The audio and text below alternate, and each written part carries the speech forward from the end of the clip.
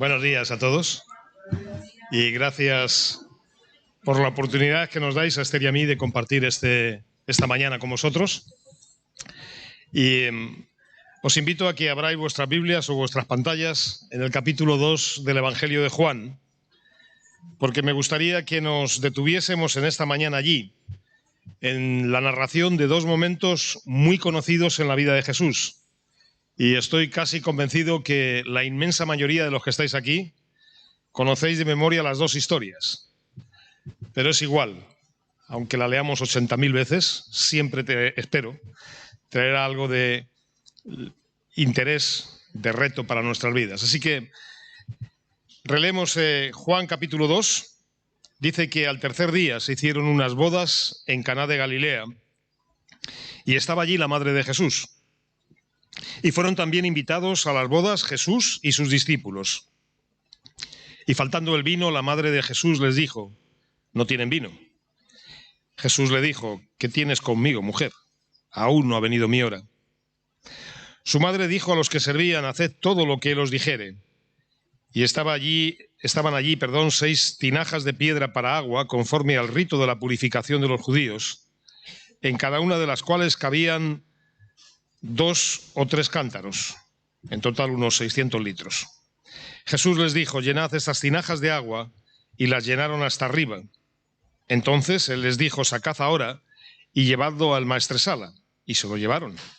Cuando el maestresala probó el agua hecha vino, sin saber él de dónde era, aunque lo sabían los sirvientes que habían sacado el agua, llamó al esposo y le dijo: todo hombre sirve primero el buen vino, y cuando ya han bebido mucho, entonces el inferior. Mas tú has reservado el buen vino hasta ahora. Este principio de señales hizo Jesús en Caná de Galilea, y manifestó su gloria, y sus discípulos creyeron en él.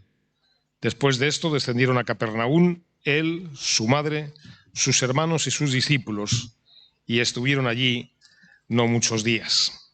Muchas gracias.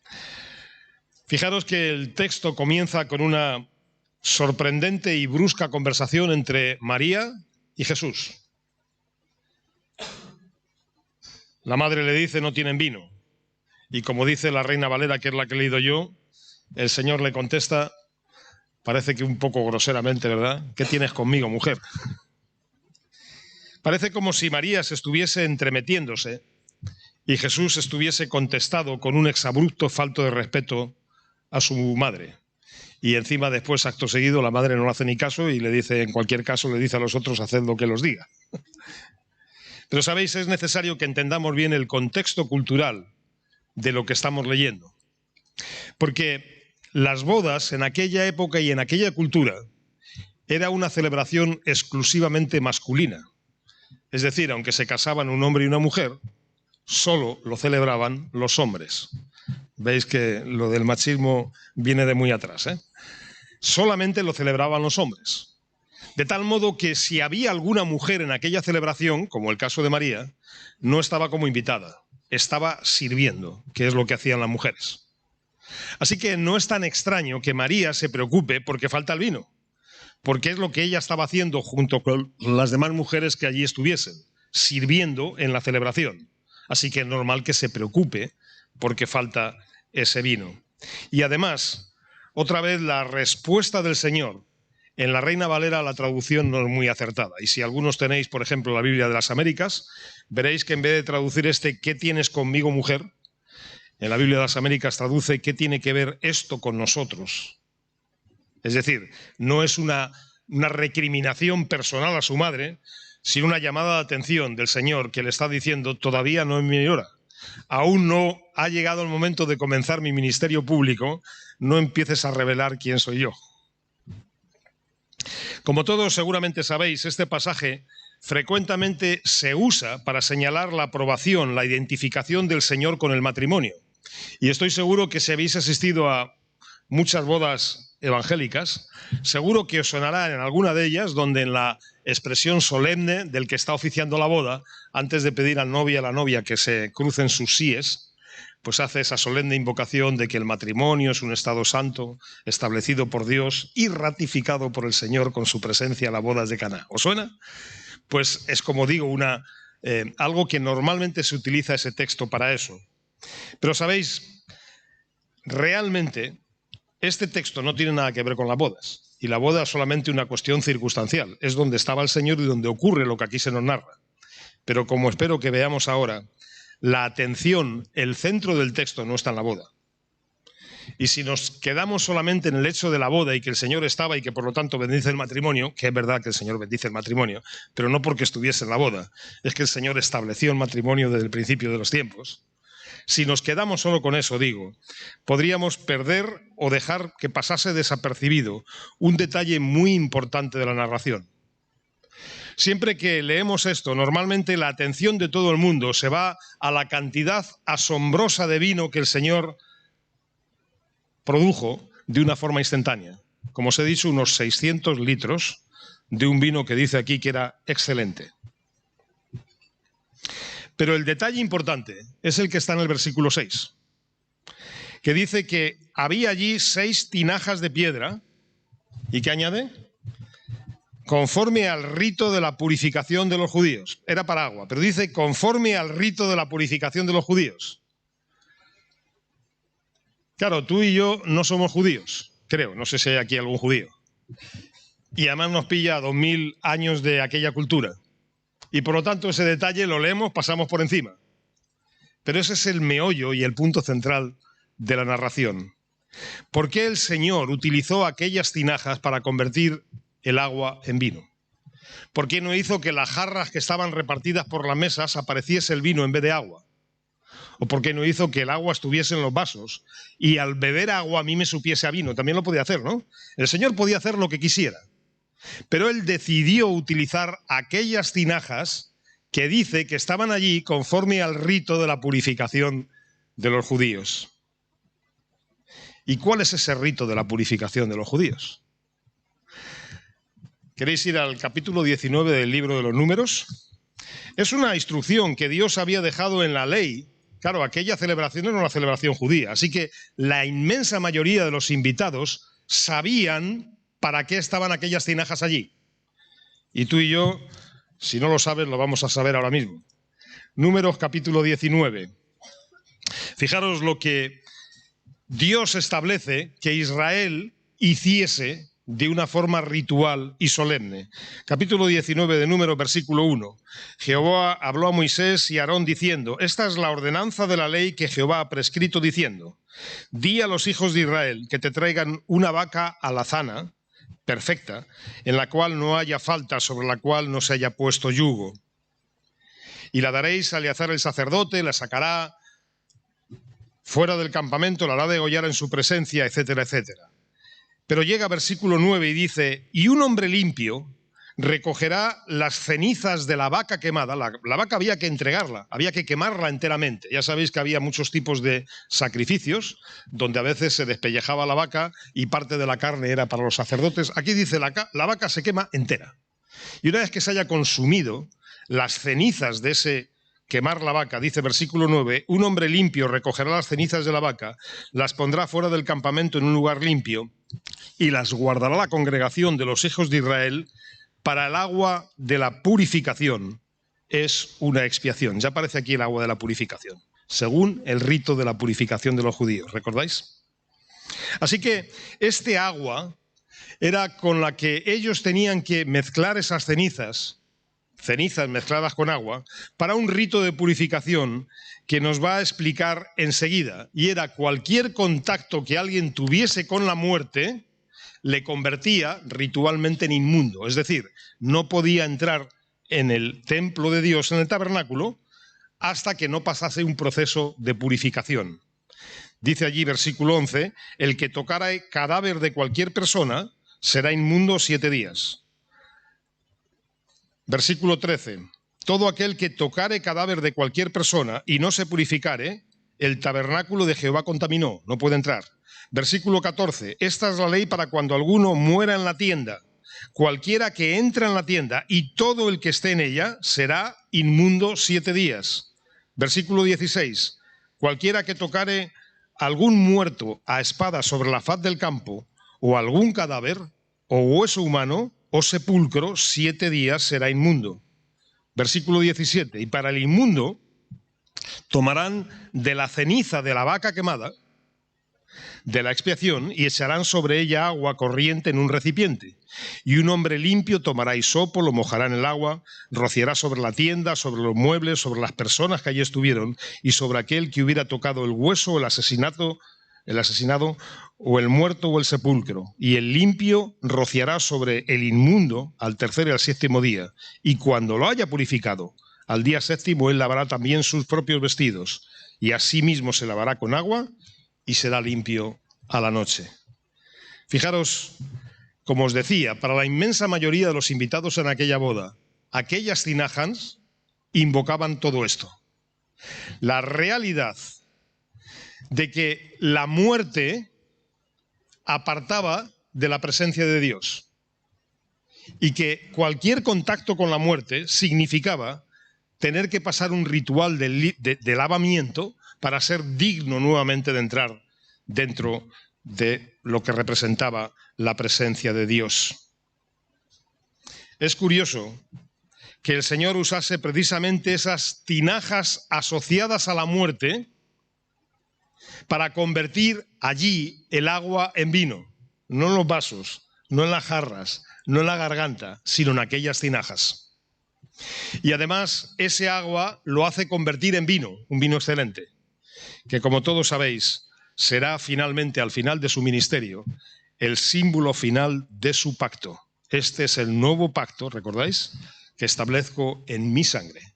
Tomad de este vino que lo representa. Y así cada vez que como congregaciones celebramos, partiendo el pan, tomando el vino, hacemos memoria de ese pacto. Así que el Señor, en ese pacto que va a establecer al final de su vida, va a eliminar la necesidad de repetición de lavamientos, porque por su muerte ofrece el lavamiento único y permanente. Pero en cualquier caso, lo que el Señor establece en este principio, fijaros que dice al final del capítulo 2 de Juan, del texto que hemos leído, dice que con este principio de señales manifestó su gloria. Así que el Señor anticipó cuál era la auténtica misión para la que Él venía. Recordar que había un problema con la muerte, y todos sabéis que la muerte es la consecuencia del pecado, eso es lo que realmente nos aleja de la presencia de Dios. Y que aunque en la ley de Dios estaba ese continuo lavamiento para recordarles a Israel que la muerte alejaba de Dios, Él venía para establecer un pacto que nos acercaba de nuevo a Dios, a pesar de nuestro pecado y la condena de la muerte. El texto nos deja un regalo extra en el versículo 12, al hablarnos separadamente de los hermanos y los discípulos de Jesús. Dice, después de esto descendieron a Capernaum, él, su madre, sus hermanos y sus discípulos. Ya sabéis que en el contexto en el que vivimos de una cultura católica y de teología católica, una de las grandes confusiones que tienen la inmensa mayoría de los católicos es que creen que los evangélicos no creemos en la Virgen María. Cosa que es mentira, claro que creemos, ¿verdad? La palabra de Dios dice claramente que aquella mujer concibió por obra del Espíritu Santo sin conocer a José. Así que claro que creemos que la Virgen era virgen y por obra del Espíritu Santo concibió al Señor. La diferencia es que desde la teología católica, puesto que ellos le otorgan a María un papel intercesor y mediador como corredentora con Cristo, para ellos han tenido que, perdonar la expresión, pero es la correcta, han tenido que inventar toda una teología que sustente eso. Y entonces, para alejar a María del pecado, porque si ella es corredentora hay que apartarla del pecado, pues entonces han establecido dos principios de fe en la teología católica. Una es que fue virgen siempre, es decir, no solamente para la concepción de Jesús, sino que se mantuvo virgen, porque desde la teología católica el sexo es una concesión de Dios después del pecado. Así que cualquier relación sexual implica, esa es la transmisión del pecado. Y la otra principio teológico que enseña la Iglesia Católica es no solamente que María no tuvo relaciones sexuales después de concebir a Jesús, sino que también ella está libre de pecado desde antes. Por eso en España se celebra, bueno, en España, en todo el mundo católico, el 8 de diciembre es el día de la Inmaculada Concepción. Y todo el mundo piensa que es la Inmaculada Concepción de Jesucristo. lo que se celebra el 8 de diciembre en el calendario católico es la Inmaculada Concepción de la Virgen, porque dicen que la propia Virgen, María, también fue concebida por el Espíritu Santo en su madre. Claro, para mantener esa teología tendría que ser así hasta Eva, porque si no siempre llega el pecado, ¿vale? Pero en cualquier caso, como os decía, fijaros que aquí claramente, para defender eso, siempre que en el Nuevo Testamento se habla de los hermanos de Jesús, la teología católica dice que hermanos quiere decir discípulos, que el Señor no tenía hermanos, que cuando se habla de hermanos se habla de los discípulos. Claro, aquí habéis visto en el versículo 12 que habla separadamente, habla de la madre, de los hermanos y de los discípulos. Pero por si os queda duda, en ese argumento podéis avanzar 4 páginas más y en el capítulo 7 de Juan, fijaros lo que nos dice allí. Juan 7, versículo 1, dice que después de estas cosas andaba Jesús en Galilea, pues no quería andar en Judea porque los judíos procuraban matarle. Estaba cerca la fiesta de los judíos, la de los tabernáculos, y le dijeron sus hermanos: sal de aquí y vete a Judea, para que también tus discípulos vean las obras que haces, porque ninguno que procura darse a conocer hace algo en secreto. Si estas cosas haces, manifiéstate al mundo. Porque ni aun sus hermanos creían en él. Así que es imposible que aquí hermanos sean discípulos, ¿no? Porque no creían. Así que claramente el Evangelio nos habla de que había discípulos del Señor y hermanos del Señor, y que no son los mismos. De hecho, los hermanos no creían. Bueno, al final algunos creyeron, y ahí tenéis la epístola de Santiago, escrita por uno de los hermanos que no creían en el Señor. Pero sigamos en Juan. Vamos al segundo relato que os decía que a todos nos suena. Después de estas bodas de Canaán, sigue en el versículo 13, y dice que estaba cerca la Pascua de los judíos y subió Jesús a Jerusalén. Y halló en el templo a los que vendían bueyes, ovejas, palomas, y a los cambistas allí sentados. Y haciendo un azote de cuerdas echó fuera del templo a todos, y los echó fuera a todos, y las ovejas y los bueyes, y esparció las monedas de los cambistas y volcó las mesas. Y dijo a los que vendían palomas: quitad de aquí esto, y no hagáis de la casa de mi padre casa de mercado. Juan rompe la sucesión cronológica. Si os dais cuenta, desde el principio hay una semana prácticamente. Fijaros, capítulo 1, versículo 29, después de haber narrado el testimonio de Juan el Bautista, dice: el día siguiente vino Juan a Jesús. Versículo 35, el siguiente día otra vez estaba Juan y 2 de sus discípulos. Versículo 43, el siguiente día Jesús fue a Galilea. Capítulo 2, versículo 1, que hemos empezado al narrar la boda de Caná, dice al tercer día, así que ha pasado una semana. Pero ahora de repente dice, estaba cerca la Pascua. Ahora ya no es al tercer día ni al segundo mes.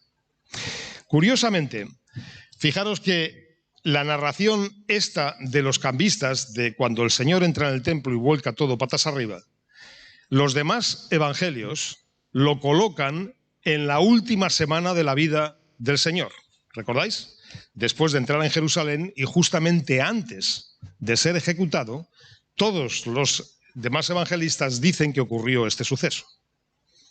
Y ahora diréis, hombre, un fallo en el Nuevo Testamento. Juan se equivoca. Recordad que las 3 narraciones del Evangelio de Mateo, Marcos y Lucas son narraciones cronológicas, son un diario, si me permitís, de la vida y el ministerio del Señor. Unos empiezan antes, como Mateo, que empiezan antes del nacimiento del Señor, otros como Marcos empiezan que el niño ya ha nacido y no sabemos cómo nació, ¿vale? Pero todos ellos hacen una narración, cada uno a su manera, cronológica de la vida del Señor y colocan los sucesos conforme al desarrollo del tiempo. El Evangelio de Juan no es una cronología, es lo que hoy diríamos un ensayo. Juan trabaja con conceptos y hace una presentación de lo que es el pensamiento y la enseñanza de Cristo. Evidentemente la muerte la coloca al final, pero no es una correlación sucesiva de hechos. Y es por eso que probablemente, como luego veremos, es por lo que Juan coloca al principio este incidente. Pero volviendo al incidente, también aquí es importante que entendamos correctamente el contexto para no equivocar la perspectiva de la acción de Jesús en el templo. Juan utiliza la expresión casa de mercado para describirlo, No debemos pensar que el patio del templo donde el Señor entra fuese una especie de zoco convertido en puestos de comida o negocios de prestamistas, como ese zoco en el que hace poco Wilmer y Jarlene estuvimos allí en Marruecos, ¿verdad? No es esa idea de que allí había una especie de zoco dentro del templo. ¿Por qué había vendedores de bueyes, ovejas y palomas? Dice allí en el templo. ¿Y por qué no había vendedores de pollos, de pescado, de pan, de legumbres, de frutas o de verduras? Dice el versículo 13 que estaba cerca la Pascua. Y como todos sabéis, la Pascua significaba una de las grandes celebraciones dentro de la ley judía. Era el momento en que todos tenían que desplazarse, además de celebrar la cena de la Pascua, tenían que desplazarse a Jerusalén, al templo, para rendir adoración al Señor. Y esa adoración era mediante el sacrificio de un animal. Y la ley de Dios establecía que todos tenían que ir con un animal. Y decían, bueno, si vienes de lejos, no hace falta que vayas con el animal. Puedes pagarlo y comprarlo.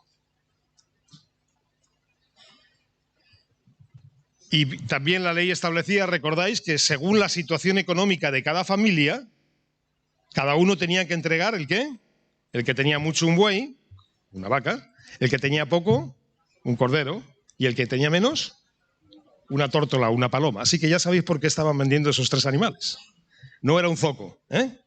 Era una ocasión especial porque había multitud, miles y miles de personas acercándose al templo a adorar y cumplir honestamente en su conciencia aquello que tenían que rendir adoración a Dios. Y necesitaban comprar esos animales. Algo similar ocurría con los cambistas. No eran oficinas de cambio para los que estaban haciendo turismo en Jerusalén. No eran oficinas de la Western Union para que fuesen allí a cambiar divisa, ¿eh? Otra vez, si os dais cuenta, realmente lo que allí estaba ocurriendo era la consecuencia de una interpretación legalista de Éxodo capítulo 30. Mirad lo que dice Éxodo 30, otra vez un solemne mandato de la ley de Dios para que Israel entendiese un principio espiritual importante. Dice Éxodo 30, versículo 12, cuando tomes el número de los hijos de Israel, conforme a la cuenta de ellos, cada vez que hagas un censo le dice, cada uno dará a Jehová el rescate de su persona cuando los cuentes, para que no haya en ellos mortandad cuando los hayas contado. Es decir, el Señor dice, cada vez que hagas un censo, para que cada uno sea consciente de que su vida no es suya, sino que es mía, que soy yo el que por misericordia os mantengo, cada uno pagará un precio que es el precio del rescate de sí mismo, para que entienda que la vida y todo lo que sois me lo debéis a mí. Y dice, añade versículo 13, esto dará todo aquel que sea contado, medio ciclo conforme al ciclo del santuario. Y entonces los legalistas, ya sabéis que en la época del Señor había muchos legalistas llamados fariseos, ¿verdad? Especialmente. Los legalistas dijeron, lo único que se puede pagar por el precio del rescate es el ciclo del templo, que es lo que dice. Así que si vienes con $1 americano, no me sirve. Si vienes con €1, no me sirve. Si vienes con un as romano, no me sirve. Hay que cambiar al ciclo del santuario, que es el que cada uno tiene que ofrecer. Así que ya sabéis por qué había cambistas en el patio. Gente que cambiaba las divisas, el dinero de lo que traían de cada sitio, por el ciclo del santuario, que bueno, luego lo leéis si queréis, tenía que tener un peso concreto. Así que lo que había probablemente en aquel templo era una mezcla de todo tipo de vendedores, incluso gentiles seguramente, que carecían de cualquier temor al Dios al que se adoraba en el templo. Lo único que les movía era la oportunidad de negocio, que es lo que se diría hoy, ¿verdad? Había una buena oportunidad de negocio y había que aprovecharla. Cientos de miles de personas que tenían que comprar bueyes, ovejas y palomas y cambiar a la divisa oficial. Pues vamos a hacer el negocio, que esto pasa pronto y se marchan todos para su casa. Es lo que a lo largo de la historia siempre ocurre en la humanidad. El deseo de comerciar con la sed espiritual de otros. Porque aquellos que se acercaban al templo eran hombres y mujeres honestos, que querían en su conciencia cumplir delante de Dios. Es lo que dice 1 Timoteo 6:5, cuando Pablo le dice a Timoteo: sé vigilante porque habrá hombres corruptos de entendimiento y privados de la verdad, que toman la piedad como fuente de ganancia. Ahora la pregunta: ¿por qué Juan junta estos dos relatos, aparentemente separados en el tiempo? Está claro que la boda de Caná fue al principio, porque dice que fue el principio de señales, fue la primera señal. Pero ¿por qué junta ese relato con el que aparentemente ocurrió al final de la vida del Señor, para arrancar su evangelio con estas dos narraciones? Evidentemente, yo no puedo afirmar categóricamente por qué Juan lo ha hecho. Cuando le veamos a Juan en el cielo se lo preguntamos y que nos lo explique él, ¿vale?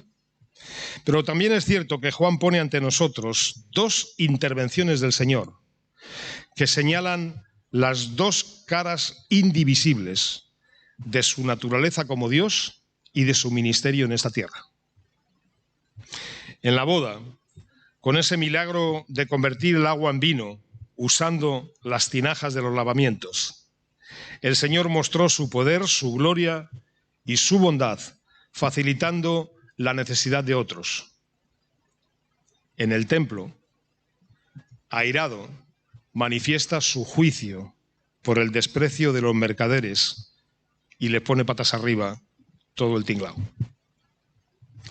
Como decía, son las dos facetas inseparables del carácter y la obra de Dios, aunque el hombre frecuentemente está empeñado en querer separarlas.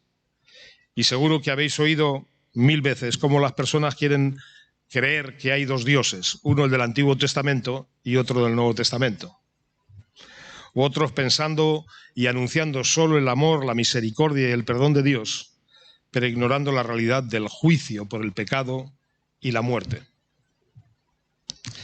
Pero esas dos verdades son la cara y la cruz inseparables de quién es nuestro Dios y cuál fue el propósito de la obra de Cristo encarnándose en este mundo.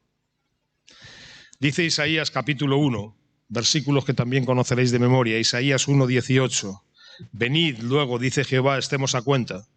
Si vuestros pecados fueren como la grana, como la nieve, serán emblanquecidos. Y si fueran rojos como el carmesí, vendrán a ser como blanca lana. Si quisiereis y viereis, comeréis el bien de la tierra. Qué bello versículo, ¿verdad?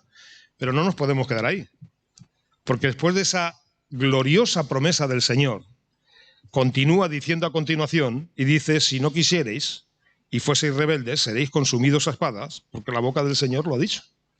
Así que el Señor dice: sí, si queréis, yo transformaré vuestra vida y la blanquearé de tal forma que podréis entrar en mi gozo. Pero si no queréis, os espera juicio. Es lo mismo que el propio Señor Jesucristo, Juan 3:16, que sabéis de memoria, ¿verdad? De tal manera amó Dios al mundo, que ha dado a su Hijo para que todo aquel que en él cree no se pierda, mas tenga vida eterna. Gloriosa promesa. Pero el Señor no se cayó ahí, siguió, Y añadió, versículo 18, pero el que no cree ya ha sido condenado porque no ha creído en el nombre del unigénito Hijo de Dios.